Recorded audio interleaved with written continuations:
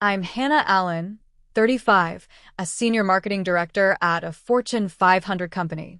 The smell of burnt turkey hit me the moment I stepped through my mother's front door, but it wasn't the acrid smoke that made my stomach clench.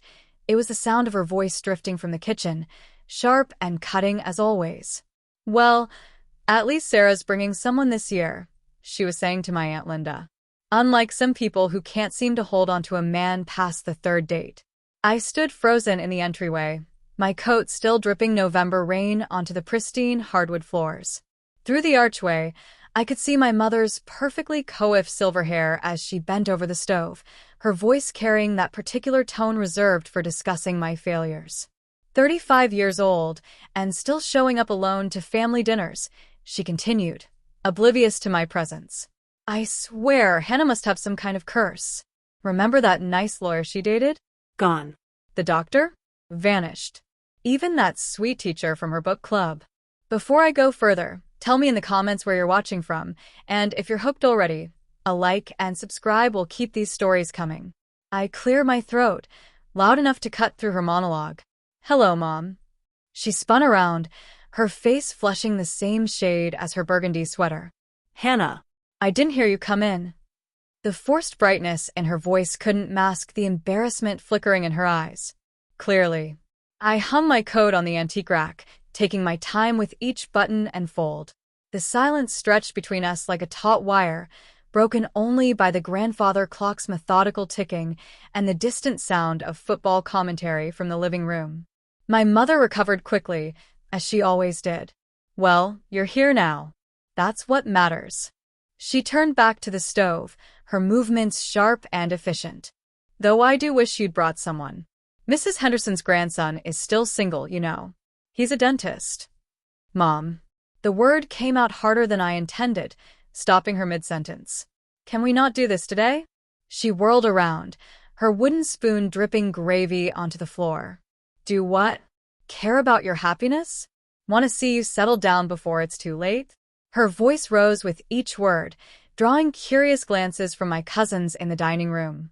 The familiar knot formed in my chest, the same one that had plagued me through countless family gatherings. But today, something was different. Today, the weight of the secret I'd been carrying felt lighter somehow, like a burden I was finally ready to set down. "You want to know why I'm still single, Mom?" I asked, my voice steady despite the tremor in my hands. "Why I keep showing up alone to these things." She crossed her arms, her expression shifting from embarrassment to defensive irritation. "Enlighten me." I reached into my purse, my fingers finding the familiar weight of my wedding ring, the one I'd hidden for 3 long years. The platinum band felt warm against my palm, like a secret finally ready to breathe. "Because," I said, sliding the ring onto my finger where it belonged, "I've been married for 3 years. You just weren't invited." The wooden spoon clattered to the floor, sending droplets of gravy across the white tiles like abstract art. My mother's face went through a series of expressions: confusion, disbelief, and finally, something that looked almost like fear. "That's not possible," she whispered, her voice barely audible above the sudden silence that had fallen over the house. Even the football game seemed to have gone quiet. "Isn't it?" I held up my hand, letting the diamond catch the kitchen light. "You've spent so many years telling me what I couldn't have, who I wasn't good enough for, that you never stopped to consider I might have found exactly what I wanted." My mother's legs seemed unsteady as she gripped the counter. "Who?" The word came out as barely more than breath. "Who did you marry?" I smiled, the kind of smile that had gotten me through hostile board meetings and impossible deadlines. "Someone you know quite well, actually. Someone who's been coming to these family dinners longer than I have." The color drained from her face as understanding began to dawn. Her eyes darted toward the living room, where masculine laughter mixed with the sound of children playing. "No," she breathed. "You wouldn't. Not him. I specifically told you." The front door opened behind me, bringing with it the scent of cold air and expensive cologne. Heavy footsteps echoed in the entryway, and I felt my heart skip as a familiar voice called out. "Sorry I'm late, everyone." "Hannah, sweetheart, where should I put the wine?" My mother's hand flew to her throat as she stared past me toward the entryway. The family photo on the counter, the one where I always stood alone at the edge, suddenly seemed to mock us both. Because walking into that kitchen, shaking rain from his dark hair and carrying a bottle of our wedding vintage, was the one man my mother had forbidden me to even think about. The wine bottle hit the counter with a soft thud that seemed to reverberate through the entire house. My mother's face had gone from pale to ashen, her knuckles white as she gripped the granite edge like it was the only thing keeping her upright. "Hello, Margaret," he said, his voice carrying that same easy confidence that had first drawn me to him years ago. "You look lovely as always." My mother's mouth opened and closed like a fish gasping for air. "David," she managed to whisper. Why are you here with my wife?" He moved to stand beside me, his hand finding the small of my back with practiced ease. The warmth of his touch sent a familiar shiver up my spine, even after 3 years of marriage. "I know this is a surprise." The understatement of the century. My mother looked like she'd seen a ghost, which, in a way, she had. David Chun had been her golden boy once, the son she'd never had, the perfect addition to our family. Until the day she'd caught us kissing in this very kitchen 7 years ago and declared him off-limits forever. "You can't be serious," she breathed, her eyes darting between us like she was watching a tennis match. "This is some kind of joke. Some elaborate." "It's not a joke, Mom." I reached for David's hand, our wedding rings clicking together with a soft metallic sound that seemed to echo in the sudden silence. "We've been together for 4 years, married for 3. The sound of approaching footsteps made us all turn. My father appeared in the doorway, his reading glasses perched on his nose, and a confused expression creasing his weathered face. "What's all the commotion about?" he asked, then stopped short when he saw David. "Well, I'll be damned. David Chun, as I live and breathe." His face broke into a genuine smile, the first real warmth I'd felt since walking into this house. "Haven't seen you around these parts in years, son." "Hello, Mr. Allen." David stepped forward, extending his hand. "Good to see you again." My father's handshake was firm, enthusiastic even. "Margaret said you'd moved to Seattle. Something about a promotion?" "I did move to Seattle," David replied, his thumb stroking across my knuckles. "That's where Hannah and I reconnected, actually. She was consulting for my company." The pieces were falling into place, and I could see my mother's mind racing to catch up. Her eyes narrowed as she processed the timeline, the implications, the careful way we'd hidden our relationship from her specifically. "For years," she repeated, her voice hollow. "You've been lying to me for 4 years." The accusation hung in the air like smoke. My cousins had started to drift toward the kitchen, drawn by the tension that was practically crackling between the walls. I could feel their curious stares, hear their whispered conversations. "I didn't lie," I said carefully. "I just didn't tell you everything." "Same thing." Her voice was gaining strength now, anger replacing shock. "You snuck around behind my back, married him in secret, and then came to every family gathering pretending to be single. Do you have any idea how that makes me look? How many people I've tried to set you up with?" The irony wasn't lost on me. For years, she'd paraded eligible bachelors in front of me like I was livestock at auction, all while my husband waited patiently at home, understanding why he couldn't be part of this particular piece of my life. "You made your feelings about David very clear," I said, my voice steady despite the tremor in my chest. "You said he was too young for me, too ambitious, too Asian." David finished quietly, and the words hit the room like a physical blow. My mother's face flushed crimson. "That's not, I never said." "You didn't have to say it outright," I interrupted. "But when you told me he was not our kind of people and that I should stick to my own, the message was pretty clear." The kitchen had gone dead silent except for the hum of the refrigerator and the distant sound of children playing in the backyard. My father's face had darkened, his jaw set in a way I recognized from my childhood, the look he got when someone had crossed a line. "Margaret," he said, his voice low and dangerous. "Please tell me you didn't actually say that." My mother's eyes darted around the room, looking for an escape route that didn't exist. I was protecting her, she said weakly. Mixed marriages are difficult. The cultural differences, Stop. The word came out sharper than I intended, cutting through her excuses like a blade. Just stop. David isn't some stranger you get to judge based on his last name. He was practically family before you decided his race was a problem. David's hand tightened around mine, a silent reminder that I wasn't fighting this battle alone.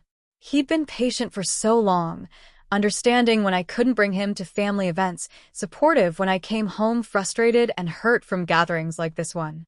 I loved you like a son, my mother said to David, her voice breaking slightly. You know I did. But Hannah is my daughter, and I wanted what was best for her. And you decided that wasn't me, David replied, his voice gentle but firm. Because of something I can't change about myself. The weight of those words settled over the room like a heavy blanket. My cousins had stopped pretending not to listen, their conversations dying away as they absorbed the drama unfolding in front of them. My mother's composure finally cracked. Tears began to stream down her cheeks, cutting tracks through her carefully applied makeup. I just wanted her to be happy, she whispered. I wanted her to have an easy life. I am happy, I said, and for the first time in years, I meant it completely. I have an easy life. With him. The only thing that's been hard is pretending otherwise. The back door opened with a bang, and my nephew Tyler burst in, his cheeks flushed from the cold. Mom says dinner's ready, and he stopped short when he saw the tears, the tension, the way everyone was standing like they were frozen in place. Is everything okay? He asked, his 13-year-old voice cracking slightly. Before anyone could answer, my phone buzzed in my purse. Then David's phone. Then my father's. The simultaneous chiming seemed to break whatever spell had held us all captive. I pulled out my phone, expecting a work email or spam message. Instead, I found a text from an unknown number, but with a photo attachment that made my blood run cold. It was a picture of David and me from our wedding day, standing on the beach in Maui, his arms around my waist as I laughed at something he'd whispered in my ear. We looked radiant, happy, completely in love. But that wasn't what made my hands shake as I stared at the screen. It was the timestamp on the message and the words that accompanied the photo. Thought the family should see what they missed. Congratulations on 3 beautiful years. A friend who was there. David was staring at his phone with the same expression of shock and confusion. My father's face had gone pale as he read his own message. Who sent this? I whispered, but even as I asked the question, I was scanning the room, looking for someone who shouldn't be there, someone who had access to our wedding photos. That's when I noticed the back door was still slightly ajar, letting in the November cold. And standing just outside, barely visible through the gap, was a figure I recognized but couldn't quite place. Someone had been listening to our entire conversation. Someone who knew about our marriage, had been at our wedding, and was now making sure our secret was exposed in the most dramatic way possible. The question was, who and why now? The figure outside the door stepped into the light, and my world tilted on its axis. Sarah, my perfect cousin Sarah, with her perfect marriage and perfect children, stood in the doorway holding her own phone, a smile playing at the corners of her mouth that I'd never seen before. Sarah? My voice came out as barely a whisper. What are you doing? She stepped fully into the kitchen, shaking droplets of rain from her blonde hair. I was just checking on the kids, she said innocently, but her eyes held a glint that made my stomach clench.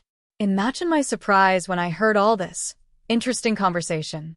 David's hand found mine again, his grip protective. You sent the photos. It wasn't a question. Sarah's smile widened, transforming her usually sweet face into something I didn't recognize. I've had them for 3 years, she said, settling against the counter like she was getting comfortable for a long story. Ever since my honeymoon in Maui. Funny thing about small islands. You run into the most unexpected people. The memory hit me like a physical blow. Our wedding had been small, intimate, just 20 close friends on a secluded beach. We'd been so careful, so sure we were far enough from home that no one would. You were there, I breathed. At the resort. 2 hotels down from yours, Sarah confirmed. I saw you at the pool bar the day before your wedding. You looked so happy, so radiant. I almost came over to say hello." Her voice took on a mocking sweetness. But then I realized what I was seeing. My poor, perpetually single cousin, getting married in secret. My mother had sunk into one of the kitchen chairs, her face buried in her hands. The rest of the family stood frozen, watching this revelation unfold like spectators at a car crash. Why? The word tore from my throat. Why keep it secret for 3 years? Why reveal it now? Sarah's laugh was sharp, bitter. "Do you know what it's been like, watching you play the victim? Poor Hannah, can't find a man. Poor Hannah, always alone at family gatherings. Meanwhile, you had this." She gestured at David with something that looked almost like hatred. "You had everything I thought I wanted." "Sarah, what are you talking about?" My Aunt Linda stepped forward, confusion written across her face. "You have Mark, the kids. Mark who works 60 hours a week and hasn't touched me in 6 months." Sarah's voice cracked. "Mark who forgot our anniversary last month? Mark who looks at his phone more than he looks at me?" The kitchen fell silent except for the sound of rain beginning to patter against the windows.